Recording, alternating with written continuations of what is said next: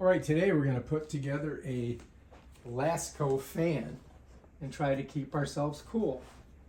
The question is, how do we get the box open? Oh, there we go. So we're just going to pop her open.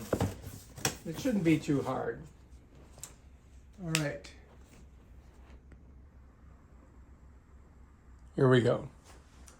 All right, so here's the motor. And we've got, you can see the cord on it. So let's go ahead and just get it out of there. All right, so here we are. Here's our motor. Doesn't look too complicated. This is the spot where you're going to put your pole. And yeah. Okay, let's set that down.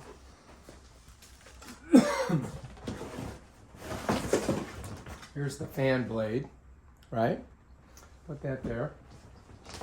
And this is the body that it goes into. So let's set that there. Here's our pole. And here are our connectors.